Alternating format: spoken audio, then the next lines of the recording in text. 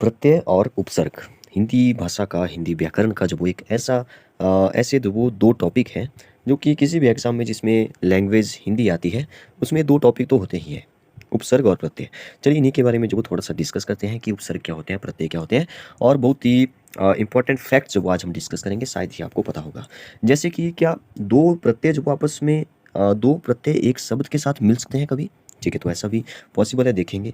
ठीक है, उपसर्ग और प्रत्यय में जो वो डिफरेंस देखेंगे थोड़ा सा, और समानता भी देखेंगे इसमें। ठीक है, तो चलिए फिर स्टार्ट करते हैं। सबसे पहले यहाँ पे लिखा है कि दो प्रत्ययों का एक साथ प्रयोग जो वो कैसे होता है, ये भी बड़ा इंटरेस्टिंग है। प्रत्यय वो होते हैं जो लास्ट में लगते हैं, सफिक्स। ठीक है, और प्रफिक्स प्रीफिक्स होते हैं जो कि शब्द से पहले लगते हैं। प्रीफिक्स का मतलब होता है उपसर्ग। वैसे अगर मैं प्रीफिक्स की बात करूँ, उसमें प्र आ रहा है ना, सॉरी प्रीफिक्स, चलिए ऐसे नहीं, ऐसे देखते हैं। जैसे उपसर्ग, एक होता है उपसर्ग, एक होता है प्रत्यय। ठीक है, एक उपसर्ग एक प्रत्यय होता है। उपसर्ग को बोलते हैं हम लोग को प्रीफिक्स, और प्रत्यय सॉरी उपसर्ग को बोलते हैं प्रीफिक्स, और प्रत्यय को बोलते हैं सफिक्स, SUFFIX। ठीक है, अगर हम इनके ना उपसर्ग का जो उप ले लें, ठीक है, तो उप का मतलब होता है समीप। ठीक है, गौण। जैसे इससे जो वो कई सारे शब्द बनाए जा सकते हैं, उपस्थित, उपदेश, उपकार हो गया, उपवन हो गया, उपग्रह हो गया, बहुत सारे शब्द जो वो ऐसे बन सकते हैं। और प्रत्यय में जो ये जो प है ना, ये जो यहाँ पे प लिखा है, इस प्र का मतलब जो वो पहले होता है, सॉरी हाँ, पहले बोल दो या अधिक बोल दो। प्र का मतलब अधिक भी होता है और आगे भी होता है प्र का मतलब। लेकिन इसका मतलब जो वो, इसके वर्ड पे मत जाइए, हिंदी वाले वर्ड पे, आप इंग्लिश वाले वर्ड पे जाइए। प्रीफिक्स मतलब पहले। ठीक है, प्र मतलब आगे होता है, तो आगे नहीं, ये प्रत्यय है जो कि पीछे लगता है। अब एक इंटरेस्टिंग बात ये है, आपको कैसे पहचानना है कि पीछे आगे। ठीक है, कि उपसर्ग कौन सा है, प्रत्यय कौन सा है। सबसे पहले तो हिंदी भाषा के शब्द जो है वो चार प्रकार से जो वो शब्द निर्माण जो वो चार प्रकार से किया जाता है। एक तो उपसर्ग लगता है, एक जो वो प्रत्यय लगता है, एक जो वो संधि, ठीक है आपको पता है संधि, एक जो वो समास लगता है। ठीक है, तो ये चार जो वो आपको याद रखने हैं। इसमें हम बात करेंगे उपसर्ग और प्रत्यय की। उपसर्ग जो वो किसी शब्द से पहले लगते हैं। ये जो शब्द है यहाँ पे कोई, इससे पहले लगेंगे, लेकिन इस शब्द का ना कोई मतलब हो पहले, और इस शब्द के पहले जब भी उपसर्ग लगेगा तो वो जो वो उस शब्द की विशेषता को चेंज कर देगा।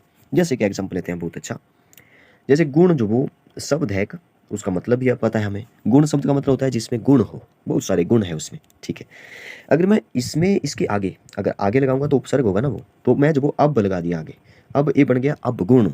जैसे मैंने अब का खुद का कोई मतलब नहीं था, तो उपसर्ग और प्रत्यय जो वो एक शब्दांश जो इनको कहा जाता है, शब्दों के ही अंश है जिनका अपना कोई मतलब, खास मतलब नहीं होता है। ठीक है, पिछले एक शॉर्ट में हमने आलू के बारे में बात की थी। ठीक है, आलू क्या है, आलू जो वो एक उपसर्ग है कि प्रत्यय है? आलू एक प्रत्यय है। ठीक है, जो लास्ट में लगा, आलू, कृपालु, श्रद्धालु। तो अब जो वो आगे लगा, तो इसलिए अब जो वो एक उपसर्ग है। तो जैसे ही अब लगा, अब का खुद का कोई मतलब नहीं था, आलू का खुद का कोई मतलब नहीं था। आलू अगर सब्जी ले लें तो उसका मतलब है, लेकिन यहाँ पे आलू का मतलब वहाँ पे कुछ विशेष मतलब नहीं था। अब गुण, अब गुण लगा तो इसका मतलब है कि शब्द का मतलब भी चेंज हो गया। पहले इसका गुण का मतलब था कि जिसमें गुण हो, अब लग गया तो इसका मतलब जिसमें गुण ना हो। ठीक है, तो अब उपसर्ग लगा और ये जो वो चेंज हो गया। बहुत सारे ऐसे शब्द जो वो आप खुद बना सकते हो, ऐसे शब्दों को जो वो ऐसे शब्दांश को जो आगे लग करके किसी शब्द का जो वो किसी विशेष शब्द जिसका मतलब हो, उसका मतलब ही चेंज कर देते हैं। ठीक है, अब देखिए, अब आप बोलेंगे, जैसे मैंने लिखा अधिकार, अधिकार।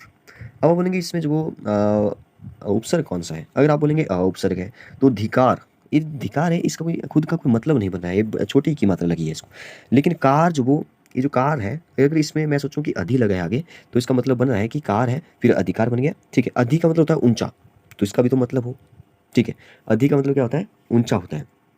मतलब ऐसे ही, तो अधिकार बन गया। ठीक है, और भी अधि उपसर्ग से वो बहुत सारे बनते हैं। अधि हो गया, अति, अति अधिक हो मतलब होता है। उप हो गया, अप हो गया, अभी हो गया, अव, आ, उत। ठीक है, अब एक और लेते हैं, जैसे कि चलिए यहाँ पे ही आते हैं सीधे। प्रत्यय जो कि पीछे लगते हैं और पीछे जो वो शब्द का जो वो अर्थ बदल देते हैं। तो दो प्रत्ययों का एक साथ उपयोग देखिए। अब यहाँ पे भारत है, जब इसमें प्लस ई लग गया और ता लगा, ये दोनों ही ई और ता दोनों ही प्रत्यय हैं, तो लास्ट में लग रहे हैं, तो ये बना भारतीयता। बच्चा में जो वो बचपना जब बना, तो पन भी लगा और आ भी लगा, दोनों प्रत्यय हैं। बनावटी, बन में जो वो आवट और ई लगा, तो बनावटी बना। ठीक है, और भी बहुत सारे हैं, जैसे यहाँ पे देख सकते हैं। राष्ट्र में ईयज और ता लगा, राष्ट्रीयता बना। दया, दयालुता, दया जमा आलू, तो दयालु, आलू की हमने बात की थी पहले, दयालु।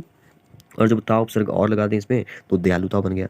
तैर, तैराकी, तो आक और ई लगा तो तैराकी बन गया। ठीक है, अंतर क्या है? अंतर मैंने आपको बता दिया कि उपसर्ग जो वो पहले लगते हैं, प्रत्यय जो वो अंत में लगते हैं। ठीक है, जैसे देश हाँ, उप जो वो एक उपसर्ग है और देश एक शब्द है। जब उपदेश दोनों एक साथ मिल गए तो उपदेश बन गया। देखिए, देश एक शब्द था जिसका मतलब जो वो उपसर्ग लगा के उपदेश बन गया, चेंज हो गया ना। गुणवान, तो गुणवान, वान एक प्रत्यय है, गुण एक शब्द है, तो वान जब लास्ट में लग गया तो गुणवान बन गया। ठीक है, और इनके बीच में समानता क्या क्या है? समानता ये है कि दोनों ही शब्दों की ही अंश है, स्वतंत्र रूप से इनका प्रयोग नहीं किया जाता। जैसे आप बोलेंगे कि अभी, अध, बिन, उन, तीरस।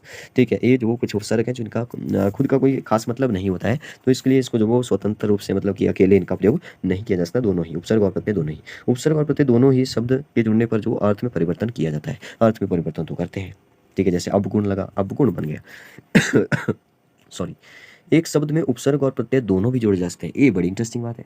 ठीक है, कि एक शब्द में दोनों उपसर्ग भी और प्रत्यय भी दोनों जोड़े जा सकते हैं। अब आप बोलेंगे कि एग्जाम्पल दे दो फिर।